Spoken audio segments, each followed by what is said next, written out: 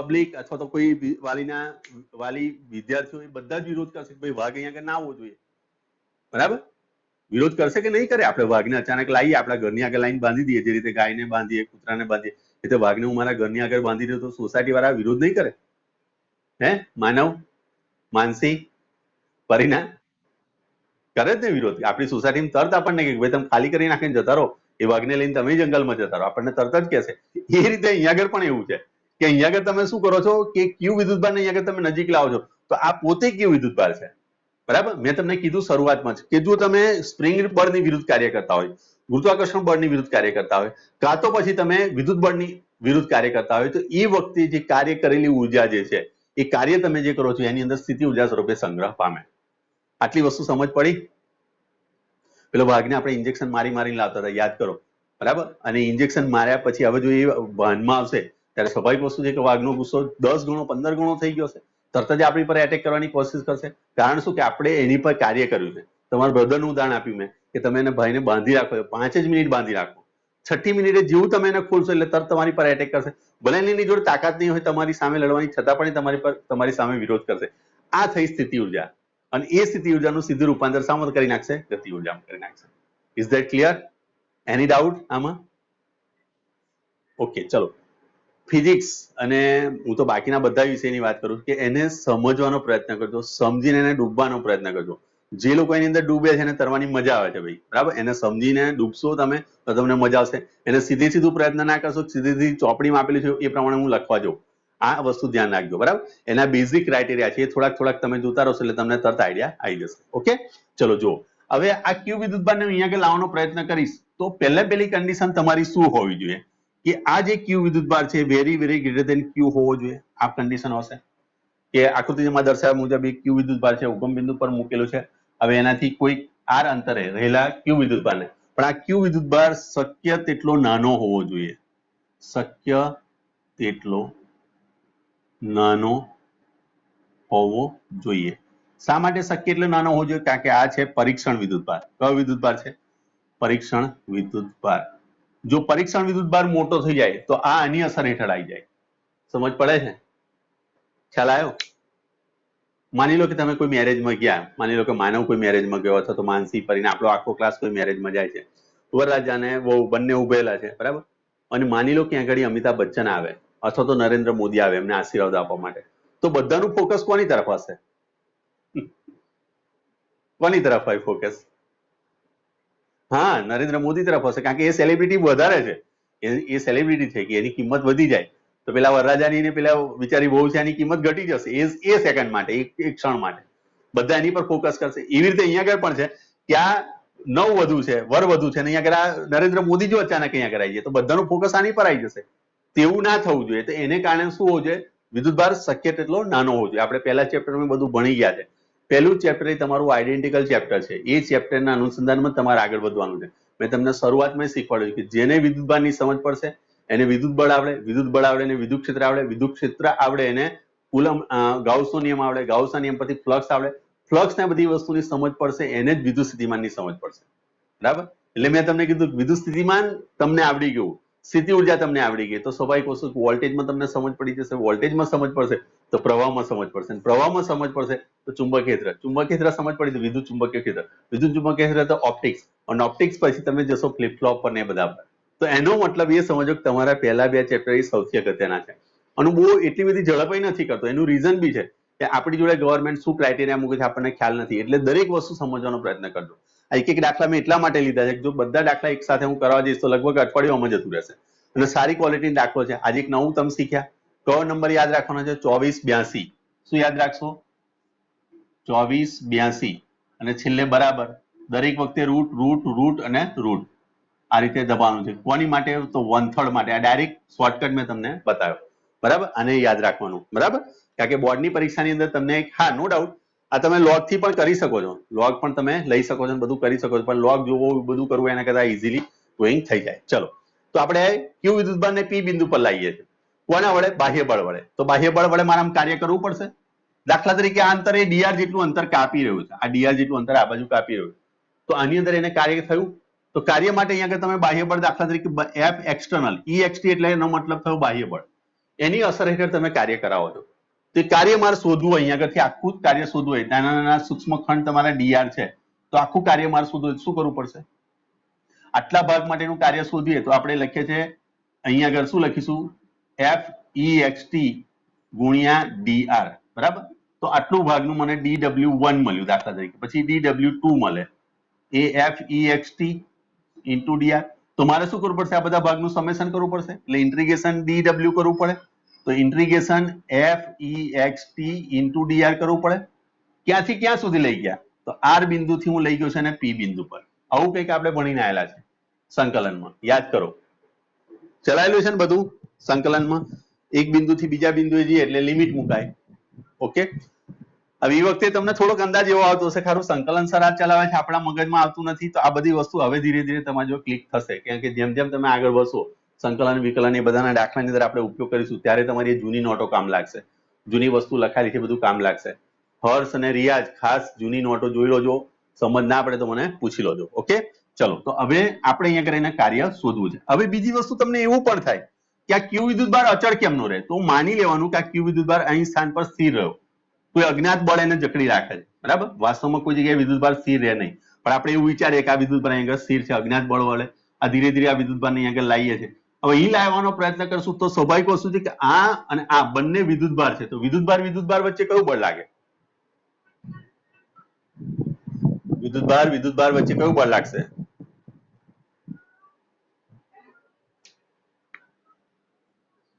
Coulomb બળ લાગશે.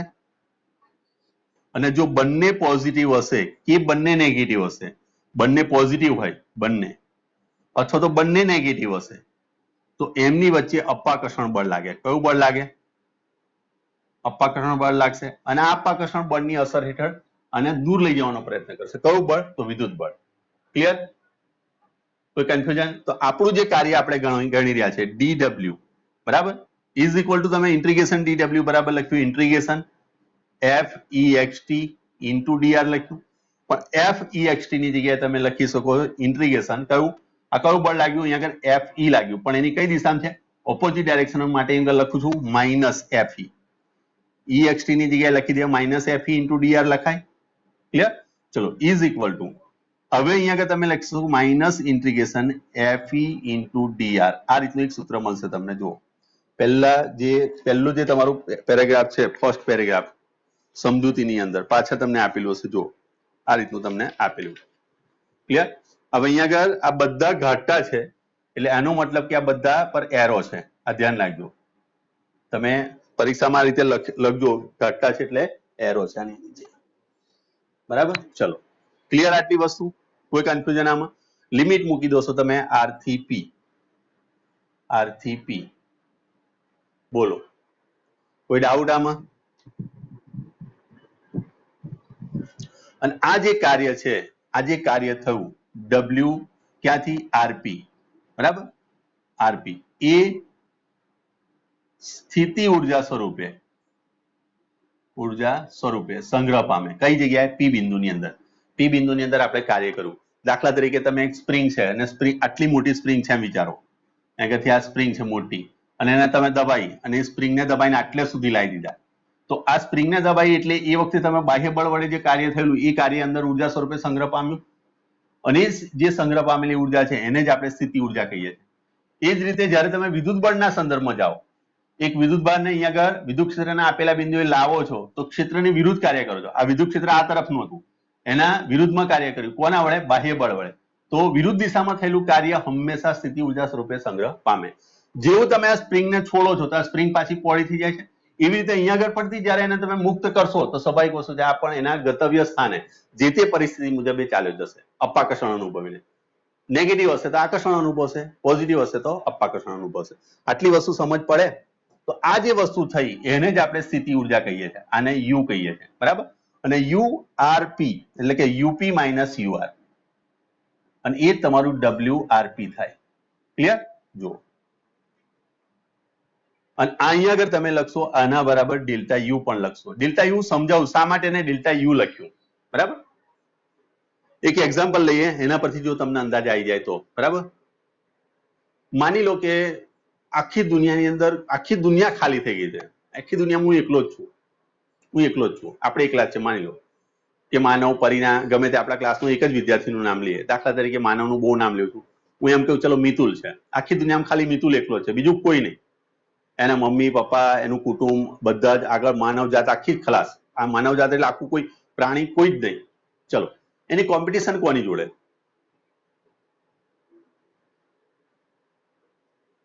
Hello, કોઈ જોડે નહીં.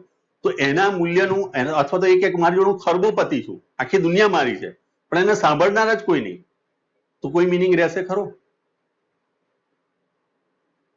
હલો, હા, તો એને થયું, એને કહેવાય નિરપેક્ષ મૂલ્ય.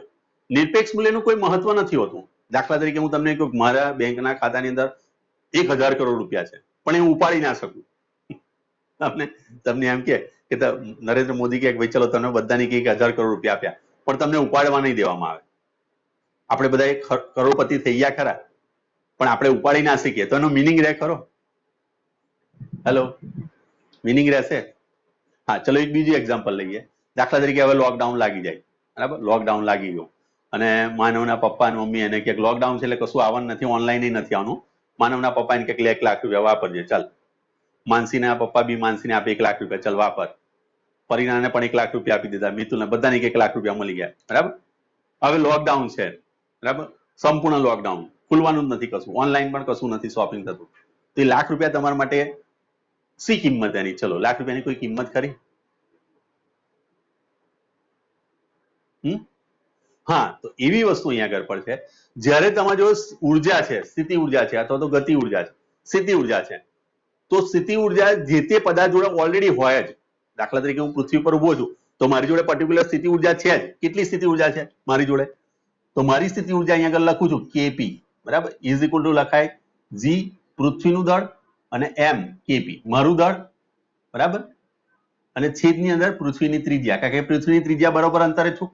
આટલી સ્થિતિ ઉર્જા મારી જોડે ઓલરેડી જ છે, હું પૃથ્વી પર જેમ જેમ ફરું છું. હા, પણ જ્યારે હું દાદરા ચડું, બરાબર? દાદરા ચડું, પહેલો દાદરો, બીજો દાદરો, ત્રીજો, ચોથો, પાંચમો, છઠ્ઠો, પહેલો માળ ચડી ગયો, બીજો માળ, 10મો માળ જવું, ત્યાર પછી મને થોડોક થાકનો અહેસાસ થાય. એટલું ને એટલું જ, મને કોઈ ફરક નહીં પડે. આપણે દાદરા ચડીએ તો શું થાય? આપણને થાક લાગે છે ને? 50. હા, તો એ જે વસ્તુ છે એ ડિફરન્સ પડ્યો, તફાવત પડ્યો. તો તફાવતનું જ મહત્વ છે. જ્યારે તમે જોશો તો ભાઈ તમે કાર્ય કર્યું, તો કાર્ય શું કર્યું? આપણે ઘરે બેસી રહે તો કોઈ કાર્ય ના કરે, પણ જ્યારે તમે કોઈ વર્ક કરો, તમે સ્થાનાંતર કરો છો, તમે કાર્ય કરો એટલે એમાં ફેરફાર આવે. તો ફેરફાર થકી જ બધું જાણી શકાય. આજે બધાને પ્રમોશન આપી દીધું, 12મા વાળાને બધાને પ્રમોશન, ચલો, તો કોઈ કહી શકે ખરા મારા આટલા ટકા છે? આમ બધા પાસ થઈ ગયા એવું કહેવાય. હવે કોઈ કોમ્પિટિશન ખરી? બોર્ડના રિઝલ્ટની કોઈ કોમ્પિટિશન ખરી આજની તારીખમાં? કોઈ એમ કહી શકે તારા કરતા મારા ટકા વધારે છે એવું કહી શકે ખરો? હા, તો એ વસ્તુ થઈ, એ શું થઈ? નિરપેક્ષ મૂલ્ય થયું. નિરપેક્ષ મૂલ્યના કોઈ મહત્વ નથી હોતા. એ જયારે આગળ જશે ને કોઈ જગ્યાએ નોકરી માટે, ત્યારે એમને સૌથી મોટી તકલીફ પડવાની, બરાબર? સૌથી મોટી.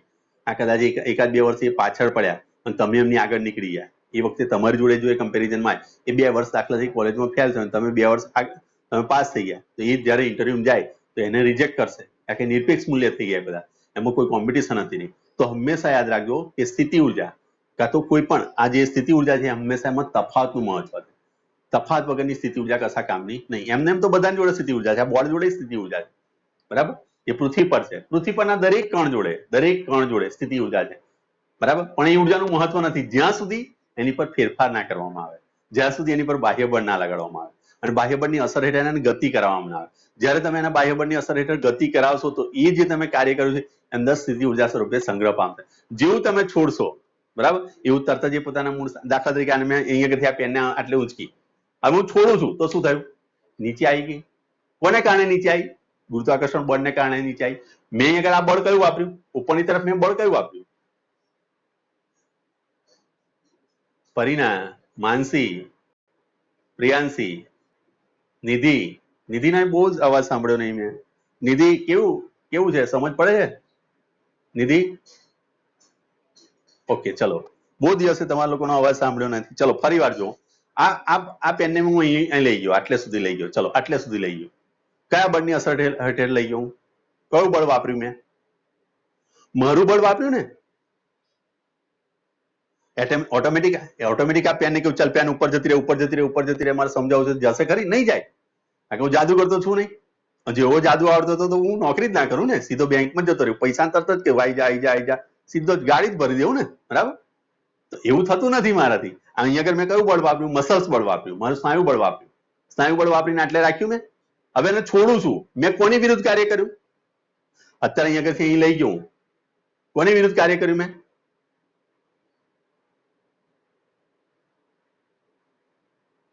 આપણે બધા કયા ક્ષેત્રની અંદર, કયા બળની અસર હેઠળ છે આપણે બધા? હું, તમે બધા. હા, ગુરુત્વાકર્ષણની અસર હેઠળ છે આપણે, બરાબર. તો સ્વાભાવિક વસ્તુ કે ગુરુત્વાકર્ષણ બળની વિરુદ્ધ લઈ જશું, કારણ કે આકર્ષણ બળ. ચલો અહીં ધ્યાન આપો. ચલો, આ પૃથ્વી છે, બરાબર. અહીંયા આગળ કોઈક વ્યક્તિ ઉભો છે, બરાબર. એ કોઈ વસ્તુને આમ કરીને આમ ઉપરની તરફ લઈ જાય, તો આ વસ્તુને આકર્ષણ બળ નીચેની તરફ લાગતું હશે, અને તમે ઉપર લઈ જાઓ છો. આ વ્યક્તિ હાથથી ઊંચું કરે છે, આ બોલ, આ દડાને ઊંચો કરે છે, તો કોની વિરુદ્ધ કાર્ય થયું? આ ગુરુત્વાકર્ષણ બળની વિરુદ્ધ કાર્ય થયું. કોના વડે? તો બાહ્ય બળ વડે. અને બાહ્ય બળ કોનું છે? તો માણસનું છે. હવે એવું ના વિચારતા કે ભાઈ માણસ પૃથ્વી પર છે એટલે પૃથ્વી, માણસનું બળ એટલે પૃથ્વીનું બળ, એવું ના કહેવાય. સમજ પડી? આપણે પૃથ્વી પર છીએ તો આપણે એવું ના કહી શકીએ ભાઈ મારું બળ જે છે, હું આ નમ્યો અને આ બોટલ મેં ઉંચકી, આ બોટલને ખોલી, બરાબર. આની અંદર કયું બળ મેં વાપરું છું?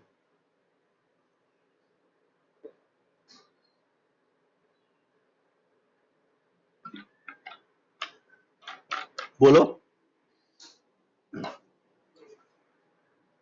થિયરી ગોખણપટ્ટી કરીને લખવું, બરાબર, એના કરતા બેટર વે છે કે સમજીને લખજો, બરાબર. સમજીને સારા ડોક્ટર કે સારા એન્જિનિયર બનજો, બરાબર. જ્યારે માર્કેટમાં આવો 2-5 વર્ષ પછી આ બધી વસ્તુ તમને મારી જે સમજાયેલી છે બધી યાદ રહેશે તમને. અને જો તમે સારી ક્વોલિટીનું ભણેલા હશો ને તો સારી ક્વોલિટીના ડોક્ટર કાં તો એન્જિનિયર બનશો. અધરવાઇઝ શું થશે? કોઈ આવશે નહીં તમારા દવાખાને. અને એવા એન્જિનિયર બનશો તો કોઈ જગ્યાએ, હા, પછી સરકારી કોઈ જગ્યાએ ઘૂસી જશો તો સ્વાભાવિક વસ્તુ કે આખી જિંદગી તમારું માનસિક રીતે તમે ડિપ્રેશનમાં જ રહો છો. ડિપ્રેશનમાં જવાનું આ પણ એક કારણ છે. આપણને સમજ ના પડતી, આપણને લાઈનમાં એડમિશન મળી ગયું અને પછી આપણે સક્સેસ થવા જઈએ તો નહીં થાય, બરાબર. અહીં સમજજો કે જ્યારે હું અહીંયા આગળથી આને ઉઠાવું છું તો ગુરુત્વાકર્ષણ બળની વિરુદ્ધ કાર્ય કરું છું. કોના વડે? મસલ્સ બળ વડે. જેવું આને છોડીશ એટલે નીચેની તરફ આવશે. એટલે મેં તમને કીધું જ્યારે તમે સ્પ્રિંગને છોડો છો, સ્પ્રિંગ બળ, ગુરુત્વાકર્ષણ બળ કે વિદ્યુત બળ, આની અંદર જ્યારે તમે એની વિરુદ્ધમાં કાર્ય કરો છો, એના ક્ષેત્રની વિરુદ્ધ કાર્ય કરો છો, તો એ વખતે એની અંદર કઈ ઉર્જાનો સંગ્રહ પામે? સ્થિતિ ઉર્જાનો સંગ્રહ પામે. એટલે ક્યુ વિદ્યુત ભારની અંદર અહીં આગળ સ્થિતિ ઉર્જા સંગ્રહ પામેલી છે એમ કહેવાય, બરાબર. ક્લિયર આટલી વસ્તુ? હવે એફ ની જગ્યાએ તમે આગળ લખી શકો છો. આ જે એફ હતું એક્સટર્નલ ઈ, એની જગ્યાએ તમે લખી શકો છો. જો આને સદિશ તરીકે લેવા જઈએ તો ક્યુ ઇન્ટુ ઈ પણ આવી શકે, ક્યુ ઈ ઇન્ટુ ડીઆર. તો આટલું કાર્ય અંદર સંગ્રહ રૂપે થયેલું છે એવું કહી શકાય. આ માઇનસ નિશાની શું બતાવે છે? કે તમે ક્ષેત્રની વિરુદ્ધ દિશામાં કાર્ય કરેલું, બરાબર. અને કાર્ય એ સ્થિતિ ઉર્જાના તફાવત સ્વરૂપે સંગ્રહ પામે છે. મેં તફાવત શબ્દ વાપર્યો. તફાવત માટે પણ 2 થી 3 એક્ઝામ્પલ મેં તમને આપેલા છે. સ્થિતિ ઉર્જા, ગતિ ઉર્જા, આ બધી વસ્તુઓ તમારા માઇન્ડની અંદર હશે તો તમે આરામથી ફિઝિક્સને ઇઝીલી સમજી શકશો, અધરવાઇઝ નહીં. એટલે આ બધી વસ્તુ સમજવાનો પ્રયત્ન કરજો. ક્લિયર? આપણે કોના વિરુદ્ધ કાર્ય કર્યું છે? તો ગુરુત્વાકર્ષણ બળની વિરુદ્ધ કાર્ય. જ્યારે આપણે ગુરુત્વાકર્ષણ બળની વિરુદ્ધ કાર્ય કરીએ, સ્પ્રિંગ બળની વિરુદ્ધ કાર્ય કરીએ, કાં તો વિદ્યુત બળની વિરુદ્ધ કાર્ય કરીશું, ત્યારે જે પદાર્થ પર આપણે કાર્ય કરેલું હશે બાહ્ય બળ વિરુદ્ધ, બરાબર, બાહ્ય બળ વડે, એ વખતે એની અંદર સ્થિતિ ઉર્જા સ્વરૂપે સંગ્રહ પામશે કાર્ય. જેવું તમે બાહ્ય બળ હટાવશો એટલે તરત પેન નીચે ગતિ રહી. જેવું મેં બાહ્ય બળ હટાવ્યું, આ બાહ્ય બળ વડે પેન મેં પકડી હતી, બરાબર. આ બાહ્ય બળ વડે પેન પકડી મેં, જેવું બાહ્ય બળ હું છોડું છું એટલે તરત કઈ દિશામાં જાય? ગુરુત્વાકર્ષણની અસર હેઠળ આવી જાય છે. આટલી વસ્તુ ક્લિયર થાય તો અહીંયા આગળ તફાવતનું મહત્વ છે. આમાં કોઈ કન્ફ્યુઝન? નિરપેક્ષ મૂલ્યના કોઈ મહત્વ હોતા નથી, હંમેશા તફાવતના મૂલ્ય હોય. સેકન્ડ થિંગ કે અહીંયા આગળ મેં તમને શરૂઆતમાં જ કીધું કે અહીંયા આગળ તમે આને કોઈ પણ માર્ગે લાવો, અને આમ લઈ જાઓ અને અહીંયા આગળ લાવો, અહીંથી આમ દિલ્હી જઈને આવો અને પછી લાવો, કોઈ પણ બિંદુએ જઈને આવો, કોઈ પણ સ્થાને જઈને આવો, તો એનાથી આની વચ્ચે થયેલા કાર્યને કોઈ ફરક નહીં પડે. ક્લિયર? કારણ કે એનો આધાર માર્ગ પર નથી પણ કોની પર છે? સ્થાન પર છે. અને આની સાબિતી આપણે આપી નથી, ત્યાં લખી દો, મારે સ્પષ્ટ કરવાના છે. તમને પરીક્ષામાં કહે કે સંરક્ષી બળ એટલે શું અને તેના વડે યોગ્ય ઉદાહરણ લઈને સમજાવો. યોગ્ય ઉદાહરણ લઈ સ્થિતિ ઉર્જા સમજાવો. સોરી, સ્થિતિ ઉર્જા સમજાવો. ટોટલ તમારો આ 4 માર્કનો સવાલ થાય. એની નીચેના 2 મુદ્દા જે તમને આપેલા છે એ પણ તમારે લખવાના છે, વત્તા એનું આ સૂત્ર પણ લખવાનું છે. આ સૂત્ર આટલે સુધી સાબિત કરવાનું છે. પહેલા પેલું તમારે બતાવવાનું છે સ્થિતિ ઉર્જા, ગતિ ઉર્જા અને એની અંદર સંરક્ષી બળ કોને કહેવાય, સંરક્ષી બળ કોને કહેવાય, એના પછી આ ઉદાહરણ તમારે લેવાનું છે. કુલંબિયન બળ તમારે લેવાનું છે. કુલંબિયન બળ અને ગુરુત્વાકર્ષણ બળ વચ્ચે બહુ જાજો તફાવત નથી, એમ અને ક્યુ નો ડિફરન્સ પડે છે. પછી તમારે આ ઉદાહરણ લેવાનું છે, એના પરથી આ સૂત્ર સાબિત કરવાનું. આ સૂત્ર સાબિત કરતા પહેલા તમારે અહીં આગળ લખવાનું છે કે આ શક્ય તેટલો નાનો લેવાનો છે. જો તમે મોટો લો તો તેની અસર હેઠળ આવે. બીજું કે આને કોઈક અજ્ઞાત બળ વડે સ્થિર રાખેલું છે, બરાબર. જ્યારે તમે એને નજીકની તરફ લાવો છો બાહ્ય બળ વડે, તો સ્વાભાવિક વસ્તુ કે આનું વિરુદ્ધ દિશામાં કયું બળ લાગશે, વિરુદ્ધ બળ લાગશે. જો બંને સમાન સંજ્ઞા ધરાવતા હશે તો અપાકર્ષણ થશે, અસમાન થતી હશે તો આકર્ષણ થશે, બરાબર. એના પછી આ સૂત્ર તાર્યું. સૂત્ર તાર્યા પછી અહીંયા આગળ મેં લખ્યું કે આ સ્થિતિ ઉર્જા સ્વરૂપે સંગ્રહ પામે છે, બરાબર. આ ઋણ નિશાની શું બતાવે છે કે એને વિરુદ્ધમાં કાર્ય થાય છે. એની નીચેના બે મુદ્દા તમારે સ્પષ્ટ કરવાના છે. પહેલો મુદ્દો મેં તમને કીધું કે અહીંયા આગળ તમે જે કંઈ કાર્ય કરો છો સંરક્ષી બળની અસર હેઠળ કાર્ય કરો છો. સંરક્ષી બળો જે છે એ ફક્ત ને ફક્ત સ્થાન પર આધાર રાખે, માર્ગ પર કદી આધાર રાખતા નથી. હું ગમે તે માર્ગેથી આવું, મારે વ્યારા પહોંચવાનું છે, એ મારું ડેસ્ટિનેશન છે. હું વ્યારા જવા માટે મુંબઈ જવું, દિલ્હી જવું ને ત્યાં આવું તોય મને સામે જે પ્રિન્સિપાલ બેઠા એમ જ કહેવાય ભાઈ તમારે 10 વાગે વ્યારા પહોંચવાનું છે, તમે ગમે તે રસ્તે આવો, એની સાથે કોઈ લેવા દેવા નહીં. એ જ રીતે અહીંયા આગળ પણ તમે પરીક્ષા ખંડમાં પહોંચો છો અને એ વખતે તમે લેટ થઈ જાઓ, તમે એમ કહો હું તો દિલ્હી જઈને આવ્યો, તો એ નહીં ચાલે. તમારે 10 વાગે પરીક્ષા ખંડમાં પહોંચવાનું છે, એ તમારું સ્થાન થયું, તો અહીં સંરક્ષી બળ ત્યાં પણ આવે. તો સંરક્ષી બળની અસર હેઠળ તમે પ્રારંભિક સ્થાન અને અંતિમ સ્થાન પર જ આધાર રાખે, બીજા કોઈ માર્ગ પર આધારિત નથી. સેકન્ડ થિંગ મેં તમને સમજાવ્યું કે અહીંયા આગળ જે કંઈ મહત્વનું છે એ ડેલ્ટાનું મહત્વ છે. અહીંયા આગળ જે થશે એ ડેલ્ટા યુ નું મહત્વ છે, કારણ કે નિરપેક્ષ મૂલ્યના કોઈ મહત્વ હોતા નથી. ક્લિયર? તફાવત હશે તો તમને કાર્ય જોવા મળશે. હું એનો અહીં બેસી રહ્યો તો કાર્ય શું થયું? હું એક પણ સ્થાન પર ખસું નહીં તો કાર્ય થશે નહીં. કાર્ય નહીં થાય તો કાર્યરૂપી ઉર્જાનો સંગ્રહ નહીં થાય. કાર્યરૂપી ઉર્જાનો સંગ્રહ ના થાય તો સ્થિતિ ઉર્જાનો સંગ્રહ ના થાય. ધેટ મીન્સ સ્થિતિ ઉર્જા એ વ્યાખ્યાયિત કરી શકાય નહીં. તો સ્થિતિ ઉર્જાને જો મારે વ્યાખ્યાયિત કરવી હશે તો હંમેશા શું થવું જોઈએ? એનો તફાવત હોવો જોઈએ. આ બે મુદ્દા સહિત તમે ચર્ચા કરો ત્યારે તમારા આખો 4 માર્કનો સવાલ બને. બોલો, કોઈ ડાઉટ આમાં? કોઈ ક્વેરી? હેલો, છે કોઈ ડાઉટ? ઓકે, ચલો. આ બે મુદ્દા કયા છે એ હું તમને બતાવી દઉં. આટલે સુધી તમારે લખવાનું છે. જો આ પેરેગ્રાફ પણ મેં તમને સમજાવ્યો કે અહીં શું થશે, બરાબર. આ કાર્ય ઋણ બને, બરાબર, અને સ્થિતિ ઉર્જા સ્વરૂપે સંગ્રહ પામે. આ પેરેગ્રાફ આ બે લાઈન નહીં લખો તો ચાલશે, બરાબર. અહીંયા કે તમે ડાયરેક્ટ લખી શકો છો કે આ સ્થિતિ ઉર્જાનો તફાવત સ્વરૂપે. પછી એના પછીનું જે આ બે મુદ્દા છે, એક આ મુદ્દો છે ને એક આ મુદ્દો છે, આ બે મુદ્દા તમારે લખવાના હોય. ક્લિયર આટલી વસ્તુ? ઓકે, ચલો. આ સાથે અહીંયા આગળ એક એક્ઝામ્પલ આપેલું છે તમને. અહીં યુપી પ્લસ આલ્ફા આવું કંઈક લખેલું છે. UP plus alpha minus UR plus alpha is equal to UP minus UR જ થાય, બરાબર. માની લો કે થોડીક ઉર્જા મારી વધી જાય, હું અહીંયા માની લો કે 4 સ્ટેપ ઉપર જતો રહ્યો, તો 4 સ્ટેપ જેટલી સ્થિતિ ઉર્જા મારી જોડે વધી ગઈ, તો એટલી ઉર્જા અંતિમમાં પણ વધવાની છે. કોઈક આલ્ફા ગણી આપણી જોડે ઉર્જા વધી જાય, દાખલા તરીકે હું તમને કહું કે માનવને એના પપ્પા એવું કે આ 500 રૂપિયા તારા ચોર ખિસ્સામાં રાખ અને બીજા 1000 રૂપિયા આપે, બરાબર. ક્લિયર? પણ એ 500 રૂપિયા તમારે વાપરવાના નથી, તો માનવ જોડે રહેશે કેટલા? 1000 જ રહેવાના. તને એમ કીધું કે ભાઈ એ ચોર ખિસ્સામાં મૂકી રાખ. તેવી રીતે આલ્ફા તરીકે તમે કોઈ સંખ્યા લો છો સ્થિતિ ઉર્જાના તફાવતમાં, તો બી એમાં કોઈ ફરક પડતો નથી, અચળાંક તમે લો છો તો, બરાબર. આ વસ્તુ એ કહેવા માંગે છે, બરાબર. ચલો, મળીએ કાલે, બરાબર. ટાઈમ થયો છે ને હવે.